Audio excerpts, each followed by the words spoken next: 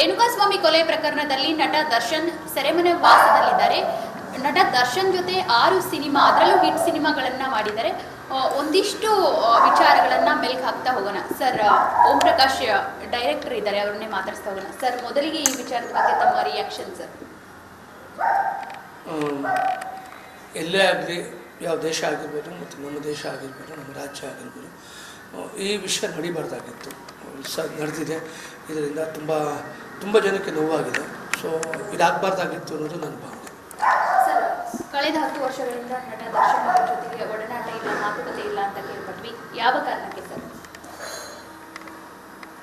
ನಾನಾ after the friends ಆದಮೇಲೆ ನಾನಾ ಕಾರಣಗಳಿತ್ತು. ಸೊ ಅವರು ಯಾರು ನನ್ನ ಬಗ್ಗೆ ತಪ್ಪಾಗಿ ಹೇಳಿದಾರೋ ಅವ್ರ ಬಗ್ಗೆ ಅವ್ರ ಹತ್ರ ಗೊತ್ತಿಲ್ಲ ನನಗೆ. ಆಮೇಲೆ ಕೆಲವು ಸಲ ನಾನು ಅಂದಾಜು ಮಾಡಿ ನೋಡಿದೆ. ಆಮೇಲೆ ಸೊ ನಮ್ಮ ಹೀರೋಯಿನ್ ನಿಖಿತ್ ಅವರು ಅಂತ ಒಬ್ಬ ಕಲಾವಿದ ಇದ್ದರು, ಅವರು ಸ್ವಲ್ಪ ನನ್ನ ಬಗ್ಗೆ ತಪ್ಪಾಗಿ ಹೇಳಿದ್ದಾರೆ ಅಂತ ಅನಿಸುತ್ತೆ. ಸೊ ಇವೆಲ್ಲ ಕಾರಣಗಳಿಂದ ನಾವು 10 ವರ್ಷ ಗ್ಯಾಪ್ ತಗೊಳ್ಳೋಕ್ಕೆ ಆಯಿತು ಅಂತ ನನ್ನ ಭಾವನೆ.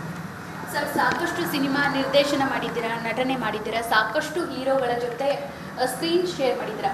ನಟ ದರ್ಶನ್ ಆವಾಗ ಹೆಂಗಿದ್ರು, ಇವಾಗ ಹಿಂಗಾಗೋದು ಕಾರಣ ಏನು ಅನಿಸುತ್ತೆ ಸರ್? ಈಗ ಈ ರೀತಿ ಆಗೋಕ್ಕೆ ಕಾರಣ ಏನು ಅಂತ ನಿಜ ನನಗೆ ಗೊತ್ತಿಲ್ಲ ಮೇಡಮ್. ಬಟ್ ಮುಂಚೆ ಇದ್ದ ದರ್ಶನ್ ಅವ್ರಿಗೂ ಈಗ ಅಜಗಜಾಂತರ ವ್ಯತ್ಯಾಸ ಇದೆ. ಮುಂಚೆ ಇದ್ದ ದರ್ಶನ್ ಅವ್ರ ಬಗ್ಗೆ ಮಾತಾಡೋದಕ್ಕೆ ನಿಜವಾಗ್ಲೂ ಪದಗಳು ಸಾಲದು. ಅಂಥ ಮಹಾನ್ ವ್ಯಕ್ತಿ. ಆಮೇಲೆ ಅವರು ನಡೆದು ಬಂದ ದಾರಿ ಇರ್ಬೋದು, ಅವರು ಸ್ಟಾರ್ಗಿರಿ ಅಂತ ಪಡ್ಕೊಳ್ಳೋದಕ್ಕೋಸ್ಕರ ತುಂಬ ಜನ ನಮ್ಮ ಕರ್ನಾಟಕದ ನಿರ್ದೇಶಕರುಗಳು, ನಿರ್ಮಾಪಕರುಗಳು, ಕೆಲಸಗಾರರುಗಳು ಮತ್ತು ರೈಟರ್ಸ್ ಎಲ್ಲ ಅವ್ರಿಗೆ ತುಂಬ ಸಪೋರ್ಟ್ ಮಾಡಿದ್ದಾರೆ. ಆ ಒಂದು ಇದರಲ್ಲಿ ಇವತ್ತಿನ ದಿನ ಅವರು ಚಾಲೆಂಜ್ ಸ್ಟಾರ್ ಆಗಿ ಕರ್ನಾಟಕದಲ್ಲಿ ನಮ್ಮ ಒಳ್ಳೆಯ ಉತ್ತಮ ಸ್ಥಾನದಲ್ಲಿ ನಿಂತ್ಕೊಳ್ಳೋದಕ್ಕೆ ಕಾರಣ ಆಯಿತು.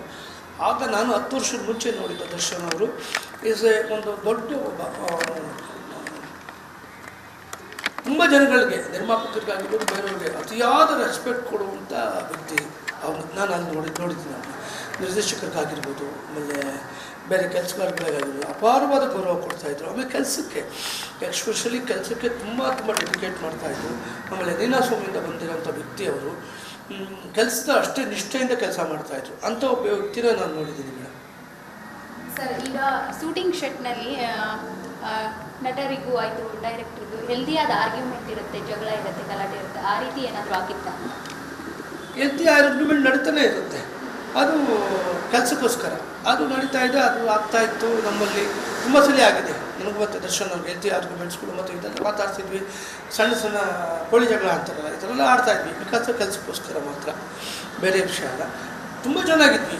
ಸುಮ್ಮನೆ ಆ ರೀತಿ ಮಾಡಿ ಒಬ್ಬ ವ್ಯಕ್ತಿ ಕಲಾಸಿಪಳ್ಳಿ ಅಯ್ಯ ಸೂಪರ್ ಸ್ಟಾರ್ ಆಗ್ತಾರೆ ಕನ್ನಡ ಇಂಡಸ್ಟ್ರಿಗೆ ಅಂತಂದರೆ ಇದು ಮಾಮೂಲಿ ವಿಷಯ ಅಲ್ಲ.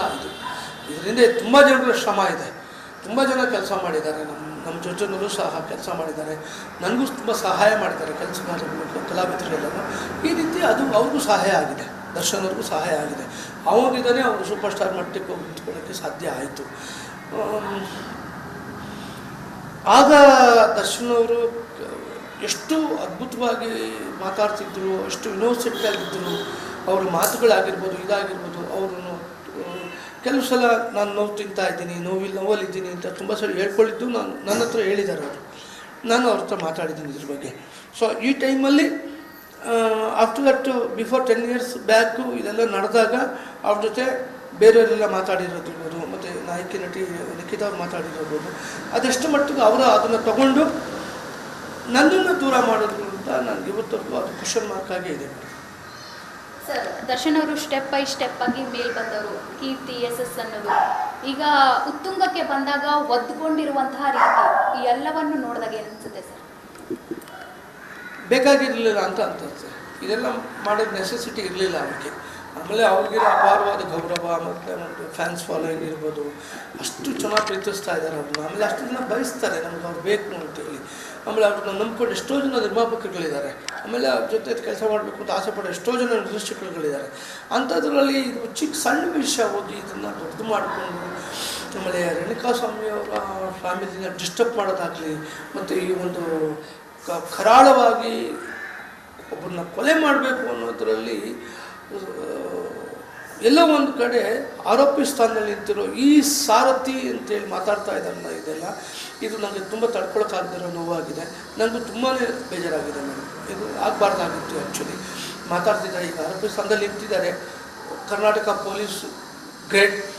ಯಾರೇ ಆಗಿರಲಿ ನ್ಯಾಯದ ಮುಂದೆ ಎಲ್ಲ ಮನುಷ್ಯನೂ ಒಂದೇ ಅಂತ ಹೇಳ್ಬಿಟ್ಟು ಅವ್ರನ್ನ ಅರೆಸ್ಟ್ ಮಾಡಿ ಮತ್ತು ಅವ್ರ ಜೊತೆಗಾರರನ್ನ ಅರೆಸ್ಟ್ ಮಾಡಿ ಇದಕ್ಕೆ ಸಂಬಂಧಪಟ್ಟ ವಿಷಯಗಳನ್ನೆಲ್ಲ ಕಲೆಕ್ಟ್ ಮಾಡಿ ಕೋರ್ಟ್ಗೆ ಸಬ್ಮಿಟ್ ಮಾಡ್ತಿದ್ದಾರೆ. ಆರೋಪಿ ಸ್ಥಾನದಲ್ಲಿ ನಿಂತಿರೋ ದರ್ಶನ್ ಅವರು ನಾಳೆ ದಿನ ಪೊಲೀಸ್ ಡಿಪಾರ್ಟ್ಮೆಂಟು, ಸರ್ಕಾರ ಮತ್ತು ರೇಣುಕಾಸ್ವಾಮಿ ಅವ್ರ ಫ್ಯಾಮಿಲಿ ಅವರು ನಿರ್ಧಾರ ತಗೊಳ್ತಾರೆ. ಸೊ ಇದು ಎಲ್ಲರೂ ಆರೋಗ್ಯವಾಗಲಿ ಅನ್ನೋದು ನನ್ನ ಅನಿಸಿಕೆ. ಸರ್, 2011ರಲ್ಲಿ ಜೈಲು ವಾಸದಲ್ಲಿ ದರ್ಶನ್ ಇದ್ರು. ಅದಾದ ಬಳಿಕ ಈಗ 2024 13 ವರ್ಷಗಳ ಬಳಿಕ ಮತ್ತೆ ಜೈಲು ಪಾಲಾಗಿದ್ದಾರೆ. ಒಂದು ಹೀರೋ ಅಂದರೆ ರೋಲ್ ಮಾಡೆಲ್ ಆಗಿ ಇಟ್ಕೋತಾರೆ. ಆನ್ ಸ್ಕ್ರೀನ್ ಬೇರೆ ಮುಖ, ಆಫ್ ಸ್ಕ್ರೀನ್ ಬೇರೆ ಮುಖ. ಈ ಮುಖಗಳನ್ನು ನೀವು ನೋಡಿದ್ರಾ? ಇಲ್ಲ ಮೇಡಮ್, ನಾನು ಖಂಡಿತವಾಗ್ಲೂ ನೋಡಿರಲಿಲ್ಲ. ನಾನು ನೋಡಿಲ್ಲ. ನನಗೆ ಇದು ಆಶ್ಚರ್ಯ ಆಗ್ತಿದೆ. ಇತ್ತೀಚಿನ ಅವ್ರ ಬೆಳವಣಿಗೆ ಆಗಿರ್ಬೋದು, ಪಬ್ಲಿಕ್ಕಲ್ಲಿ ಅವ್ರು ನಡ್ಕೊಳ್ಳೋ ರೀತಿ ಆಗಿರ್ಬೋದು, ಮಾತಾಡಿರೋ ರೀತಿ ಆಗಿರ್ಬೋದು, ಆಮೇಲೆ ಪಬ್ಲಿಕ್ ಫಂಕ್ಷನ್ನಲ್ಲಿ ಅವರು ಮಾತಾಡೋ ರೀತಿ ಆಗಿರ್ಬೋದು, ನನಗೆ ಇದೆಲ್ಲ ಆಶ್ಚರ್ಯ ತಂತು. ಆ್ಯಕ್ಚುಲಿ ನಾನೇ ತುಂಬ ಸಲ ಪ್ರಶ್ನೆ ಮಾಡ್ಕೊಂಡಿದ್ದೆಲ್ಲ ಬೇಕಿರಲಿಲ್ಲ ಅವ್ರು ಮಾತಾಡೋದು ಆ ಥರ ಅಂಥೇಳಿ. ತುಂಬ ಎಕ್ಸ್ಟ್ರಾರ್ನರಿ ಕಲಾವಿದ, ಎಂಥ ಒಳ್ಳೆ ಸ್ಟಾರ್ ನಟ, ಒಂದು ಸ್ಥಾನದಲ್ಲಿ ನಿಂತಿರೋ ವ್ಯಕ್ತಿ, ಅವ್ರಿಗೆ ಇವೆಲ್ಲ ಬೇಕಾಗಿರಲಿಲ್ಲ. ಪಬ್ಲಿಕ್ಕಲ್ಲಿ ನಿಂತ್ಕೊಂಡು ಮಾಡಿರೋದು ನಾನು ತುಂಬ ಸಲ ಹೇಳಿದ್ದೀನಿ ಅವ್ರಿಗೆ. ನಾನು ಕೆಲವು ಚಾನಲಲ್ಲೂ ಕೂಡ ಹೇಳಿದ್ದೀನಿ, ಏನೇ ನಡೆದಿರಲಿ, ಎಲ್ಲ ನಡೆದಿರಲಿ, ಆಗಿದ್ದಾಗ್ಬಿಟ್ಟು ಏನೂ ತೊಂದರೆ ಏನಿಲ್ಲ. ತಪ್ಪಾಯಿತು ಅನ್ನೋ ಒಂದು ಮಾತು ತುಂಬ ಜನ ನಗೋಕ್ಕೆ ಕಾರಣ ಆಗುತ್ತೆ. ಒಂದು ಸಾರಿ ಕೇಳಿ, ಮಾಧ್ಯಮದವ್ರಿಗೆ ಬೇರೆಯವ್ರಿಗೆಲ್ಲ ಸಾರಿ ಕೇಳಿ, ಏನೂ ತೊಂದರೆ ಆಗಲ್ಲ ಅಂತ. ಅವಾಗ ಬೇರೆ ಜನ ಎಲ್ಲ ತುಂಬ ಬೇರೆ ಥರ ರಿಯಾಕ್ಟ್ ಮಾಡಿದ್ರು. ನಾನು ಸರಿ, ಅವ್ರ ಪರ್ಸನಲ್ ವಿಷಯ ನಾನು ಹೇಳ್ಬಾರ್ದು, ಇದು ನನ್ನ ಕರ್ತವ್ಯ, ನಾನು ಹೇಳಬೇಕು, ಹೇಳಿದ್ದೆ ಅಷ್ಟೇನಿದೆ. ಇದು ನಾವು ತೊಗೊಂಡಿರಲಿಲ್ಲ.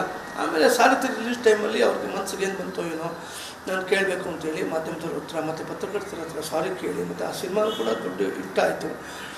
ಸೊ ಈ ರೀತಿ ಆರೋಗ್ಯವಾದ ವಾತಾವರಣ ಇರಬೇಕು ಅನ್ನೋದೇ ನನ್ನ ಭಾವನೆ. ಈಗ ನಡ್ಕೊತಿರೋ ರೀತಿ ಇರ್ಬೋದು, ಮತ್ತು ಈಗಿನ ಆರೋಪಿ ಸ್ಥಾನದಲ್ಲಿ ನಿಂತ್ಕೊಂಡಿರೋದು ನೋಡಿದ್ರೆ ನಮಗೆ ತುಂಬ ನೋವಾಗುತ್ತೆ. ಆಮೇಲೆ ಅವ್ರಿಗೂ ಈಗ ಅವ್ರು ನೋಡ್ತಿದ್ರೆ ಅವರು ಪಶ್ಚಾತ್ತಾಪ ಪಡ್ತಾ ಇದ್ದಾರೆ ಅಂತ ಹೇಳ್ಬಿಟ್ಟು ನನಗೆ ಅನ್ನಿಸ್ತಾ ಇದೆ ಮೇಡಮ್. ಸರ್, 2011 ಆ ಇನ್ಸಿಡೆಂಟ್ ನಂತರ ದರ್ಶನ್ ಅವ್ರು ಚೇಂಜ್ ಆಗಿದ್ರ? ಏನಾದರೂ ಮಾನಸಿಕ ಕೌನ್ಸಿಲಿಂಗ್ ಬೇಕಿತ್ತಂತ ಮನೋವೈದ್ಯರೊಬ್ಬರು ಸ್ಟೇಟ್ಮೆಂಟ್ ಕೊಟ್ಟಿದ್ರು, ಮಾನಸಿಕವಾಗಿ ಒಂದು ಕೌನ್ಸಿಲಿಂಗ್ ಆಗಬೇಕಿತ್ತು ದರ್ಶನ್ ಅವ್ರಿಗೆ ಅಂತ. ಇರ್ಬೋದೇನು ಮೇಡಮ್, ಅದು ಅವರು ಡಾಕ್ಟ್ರುಗಳು ಅವ್ರು ಹೇಳಿರೋ ವಿಷಯ. ಅದ್ರ ಬಗ್ಗೆ ನನಗೆ ಗೊತ್ತಿಲ್ಲ ಆ್ಯಕ್ಚುಲಿ ಏನು ಅಂತ ಹೇಳ್ಬಿಟ್ಟು. ಸಣ್ಣ ಪುಟ್ಟ ಜಗಳ ಮತ್ತು ಫ್ಯಾಮಿಲಿ ಜಗಳ ಅನ್ನೋದು ಎಲ್ಲರ ಮನೇಲೂ ಇದ್ದಿದ್ದೇನೆ, ಆಗುತ್ತೆ. ಬಟ್ ಇಲ್ಲೂ ಆಗಿದೆ ಆ ಥರ. ಬಟ್ ಅದಾದಮೇಲೆ ಅವರು ಎಲ್ಲ ಚೆನ್ನಾಗೇ ಇದ್ದರು. ಮೇಡಮ್ ವಿಜಯಲಕ್ಷ್ಮಿಯವರು ಮತ್ತು ದರ್ಶನವರು ಎಲ್ಲರೂ ಚೆನ್ನಾಗಿದ್ದರು. ಬರ್ತಾ ಒಂದೊಂದೇ ವಿಷಯಗಳು ಬೇರೆ ಥರ ರೂಪ ಪಡ್ಕೊಳ್ತಾ ಹೊರತು ಅವ್ರ ಕ್ಯಾರೆಕ್ಟರ್ಸ್ ಆಗಿರ್ಬೋದು, ಇದಾಗಿರ್ಬೋದು, ಮತ್ತು ಅವರು ಸೋಷಿಯಲ್ ಇನ್ವೆಂಟಲ್ಲಿ ನಡ್ಕೊಳ್ತಿರೋ ರೀತಿಗಳಾಗಿರ್ಬೋದು, ಅದು ಎಲ್ಲೋ ಒಂದು ಕಡೆ ಬೇಕಾಗಿರಲಿಲ್ಲ ಅಂತ ಅನಿಸುತ್ತೆ ಅವ್ರಿಗೆ. ಅಂಥ ಒಬ್ಬ ಮಹಾನ್ ನಟನಿಗೆ, ಅಂಥ ಒಬ್ಬ ಪ್ರಭಾವಿ ನಟ, ಆಮೇಲೆ ಅಷ್ಟು ಅಭಿಮಾನಿ ಬಳಗ ಹೊಂದಿರೋ ಒಬ್ಬ ಸೂಪರ್ ಸ್ಟಾರ್ ದರ್ಶನ್ಗೆ ಇದ್ರ ಬೇಕಿರಲಿಲ್ಲ ಅಂತ ನನಗೆ ಅನ್ನಿಸ್ತು. ಸರ್, ಇಷ್ಟೆಲ್ಲ ಬೆಳವಣಿಗೆ ಅದು ಕೊಲೆ ಹಂತಕ್ಕೆ ಹೋಗುತ್ತೆ ಅನ್ನೋದಾಗ ಸಾಕಷ್ಟು ಕೂಗು ಕೇಳಿ ಬರ್ತಾ ಇದ್ದಾವೆ, ನಟ ದರ್ಶನ್ ಅವರನ್ನ ಬ್ಯಾನ್ ಮಾಡಬೇಕು ಸಾಬೀತಾದ್ರೆ ಅಂತ. ಇದ್ರ ಬಗ್ಗೆ ತಮ್ಮ ರಿಯಾಕ್ಷನ್? ಬ್ಯಾನ್ ಅನ್ನೋ ಪದ ಯಾರೂ ಮಾತಾಡಬಾರ್ದು ಮೇಡಮ್. ನಾನು ಅದಕ್ಕೆ ಆ ಮಾತಿಗೆ ಹೇಳುವಂಥ ಅರ್ಹನಲ್ಲ ನಾನು. ಆಮೇಲೆ ಯಾರೇ ಆಗಲಿ, ನಮ್ಮ ಚೇಂಬರಲ್ಲೂ ಕೂಡ ಯಾರೂ ಆ ಮಾತು ಹೇಳಿಲ್ಲ. ಏನಕ್ಕೆ ಬ್ಯಾನ್ ಮಾಡಬೇಕು? ಅವ್ರನ್ನ ಅಂಥದ್ದು ಏನು ಬ್ಯಾನು? ಈಗ ನಾವು ಈ ಸಮಾಜದಲ್ಲಿ ಇಲ್ಲಿದ್ದೀವಿ, ತಪ್ಪಾಡಿರೋ ತುಂಬ ಜನ ಇದಾರಲ್ಲ. ಅಂದ್ರೆ ಈ ಹಿಂದೆ ನಟಿಯೊಬ್ಬರನ್ನ ಬ್ಯಾನ್ ಮಾಡಿದ್ರು. ಸೊ ಆ ಕಾರಣದಿಂದಾಗಿ ಆಗಬಹುದಾ ಅಂತ ಸರ್ ಒಂದಿಷ್ಟು ಜನರು ಕೇಳ್ತಾ ಇರೋದು. ಆದ್ರೆ ಎಲ್ರಿಗೂ ಆಗ್ಬೇಕು, ಆಗಿಲ್ಲ ಅಂದ್ರೆ ಅದು ಬ್ಯಾನ್ ಮಾಡ್ಲಿಕ್ಕೆ ಆಗಲ್ಲ ಅಂದ್ರೆ ಯಾರನ್ನು ಮಾಡಬಾರ್ದಂತ. ಮೇಡಮ್, ನನಗೆ ಪಾಪ ನಿಮಗೆ ವಿಷಯ ಗೊತ್ತಿಲ್ಲ ಅಂತ ಅನ್ಸುತ್ತೆ ಮೇಡಮ್. ಬ್ಯಾನ್ ಮಾಡಿರಲಿಲ್ಲ ಆ್ಯಕ್ಚುಲಿ, ಯಾರಿಗೂ ಬ್ಯಾನ್ ಮಾಡಿರಲಿಲ್ಲ. ಲಿಖಿತಕ್ಕೆ ಬ್ಯಾನ್ ಮಾಡಿಲ್ಲ. ಯಾರು ಹೇಳಿದ್ದು ಬ್ಯಾನ್ ಮಾಡಿದ್ದಾರೆ ಅಂತ ಹೇಳಿ?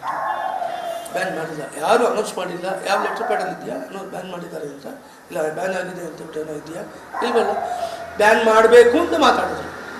ಆ ಟೈಮಲ್ಲಿ ನಾನು ಶಿವರಾಜ್ಕುಮಾರ್ ಸಾರು ಮತ್ತು ಗೀತಾ ಮೇಡಮ್ ಹತ್ರ ಹೋಗಿ ಇದ್ರ ಬಗ್ಗೆ ಚರ್ಚೆ ಮಾಡಿ, ಈ ಥರ ಹಿಂಗೆ ಮಾತಾಡ್ತಿದ್ರೆ ಹೀಗಾಗಿದ್ದಾರೆ ಅಂತ ಹೇಳ್ಬಿಟ್ಟು ಇಬ್ಬರು ಸಹ ನಿಖಿತ್ ಅವ್ರ ಹತ್ರ ಮಾತಾಡಿದ್ದಾರೆ. ಈ ಥರ ಅಲ್ಲಮ್ಮ, ಇದೇನೋ ಊಹಾಪೋಹ ಅಷ್ಟೇ, ಅದೆಲ್ಲ ಬೇಜಾರು ಮಾಡ್ತಾರೆ ಅಂತ.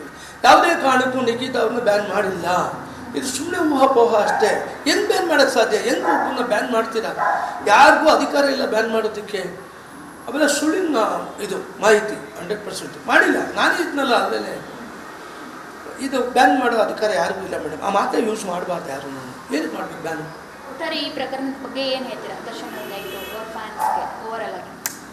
ಫ್ಯಾನ್ಸ್ಗೆ ಹೇಳೋದಂತಂದರೆ ಫ್ಯಾನ್ಸ್ಗಳು ಅಪಾರವಾದ ಗೌರವ, ಅಪಾರವಾದ ಪ್ರೀತಿ ಆ ಒಂದು ಇದರಲ್ಲಿದ್ದಾರೆ. ಅಂಥವರು ಇವತ್ತಿನ ನಮ್ಮ ನಾಯಕರ ಬೇಕು, ನನಗೆ ಅಂಥವ್ರು ಬೇಕು, ನಾವು ಅವ್ರು ಹೆಂಗೆ ಇದ್ರು ನಾವು ಪ್ರೀತಿಸ್ತೀವಿ ಅಂತ ಹೇಳ್ತಾರೆ. ಆ ಅಭಿಮಾನ ಸಾಗರಕ್ಕೆ ಯಾರು ಉತ್ತರ ಕೊಡೋಕ್ಕಾಗುತ್ತೆ? ಅವರು ಆ ಪ್ರೀತಿ, ಅದು ಆ ಪ್ರೀತಿ ಬೆಲೆ ಕಟ್ಟೋಕ್ಕೂ ಆಗಲ್ಲ. ನಮ್ಮ ನಾಯಕರ ಹೇಗೆ ಇರಲಿ, ಏನೇ ಮಾಡಿರಲಿ, ನನಗೆ ಅವ್ರು ಬೇಕು, ದರ್ಶನ್ ಬೇಕು ಅಂತ ಹೇಳ್ಬಿಟ್ಟು ಕಿರ್ಚಾಡ್ತಿದ್ದಾರೆ. ಅವ್ರು ಪ್ರೀತಿ ತೋರಿಸ್ತಾ ಇದ್ದಾರೆ. ಆ ಪ್ರೀತಿಗೆ ಉತ್ತರ ಕೊಡೋರು ಯಾರು? ಅದಕ್ಕೆ ನಾವು ತಪ್ಪು ಅಂತ ಹೇಳೋದು ಯಾರ ಕೈಲಿ ಯಾರಿಗೂ ಸಾಧ್ಯ ಇಲ್ಲ. ಯಾರು ತಪ್ಪು ಅಂತ ಹೇಳಿ ಕೊಡೋದು ಅದು ಅವ್ರ ಇಷ್ಟ. ಈಗ ತುಂಬ ಜನ ಪ್ರೀತಿಸೋರಿದ್ದಾರೆ, ಕೆಲವು ಜನ ತಪ್ಪು ಮಾಡಿರೋನು ಪ್ರೀತಿಸ್ತಾರೆ. ತಪ್ಪು ಮಾಡಿ ಸಮಾಜದಲ್ಲಿ ಯಾರು ತಪ್ಪೇ ಮಾಡಿಲ್ಲ, ಬೇರೆ ಯಾರನ್ನು ಕೆಲವರು ಮಾಡಿದಾರಲ್ಲ. ಈಗ ಅವ್ರನ್ನ ಅಭಿಮಾನಿ ಬಳಗ ಅವರಿಂದನೂ ಇದೆ. ಅವ್ರಿಗೊಬ್ಬಿಟ್ಟು ನಾವು ತಪ್ಪು ಅಂತ ಹೇಳೋಕ್ಕಾಗತ್ತಾ? ನಮ್ಮಣ್ಣ ನಮಗೆ ರೈಟು, ನಮ್ಮ ಬಾಸ್ ನಮಗೆ ರೈಟು ಅಂತ ಹೇಳ್ತಾರೆ. ಅದು ತಪ್ಪು ಅಂತ ಹೇಳೋದು ನಾವೇ ಯಾರು? ಜನಗಳಿಗೆ ಬುದ್ಧಿ ಹೇಳೋಕ್ಕೆ ನಮ್ಗೆ ಅಧಿಕಾರ ಇಲ್ಲ. ಅಭಿಮಾನಿಗಳಿಗೂ ಅಷ್ಟೇ. ಅಭಿಮಾನಿ ದೇವರುಗಳು, ಯಾರೇ ಅಭಿಮಾನಿಗಳಾಗಿಲ್ಲ, ಎಲ್ಲ ಅಭಿಮಾನಿಗಳು ದೇವ್ರ ಸಮಾನ. ಅವರು ಬೇಕು ಅಂತಂದರೆ ಅವರು ಅದಕ್ಕೆ ಸಂಬಂಧಪಟ್ಟಿದ್ದು. ರೇಣುಕಾಸ್ವಾಮಿ ಅವ್ರಿಗೆ ಫ್ಯಾಮಿಲಿಗೆ ನಡೆದಿರೋ ಅನ್ಯಾಯಕ್ಕೆ ಇವತ್ತು ಕರ್ನಾಟಕ ಪೊಲೀಸರು ತಗೊಂಡಿರೋ ಸ್ಟೆಪ್ ಏನಿದೆ, ಇದು ಗಂಡಿನ ಸ್ಟೆಪ್. ಯಾವೊಬ್ಬ ಪೊಲೀಸ್ ಅಧಿಕಾರಿಗಳಾಗಲಿ ಮತ್ತು ಡಿಪಾರ್ಟ್ಮೆಂಟ್ ಆಗಲಿ ಈ ಒಂದು ಸ್ಟೆಪ್ ತೊಗೊಳಕ್ಕೆ ಸಾಧ್ಯನೇ ಇಲ್ಲ. ಅದು ನಮ್ಮ ಕರ್ನಾಟಕ ಗೌರ್ಮೆಂಟ್ ತೊಗೊಂಡಿದ್ದಾರೆ, ಅರೆಸ್ಟ್ ಮಾಡಿದ್ದಾರೆ, ಆರೋಪಿ ಸ್ಥಾನದಲ್ಲಿ ಎಲ್ಲರೂ ನಿಲ್ಲಿಸಿದ್ದಾರೆ. ಅದು ನಾಳೆ ಮುಂದೆ ಜಡ್ಜ್ ಡಿಸೈಡ್ ಮಾಡ್ತಾರೆ, ಇದು ತಪ್ಪ ಸರಿನಾ ಅಂತ.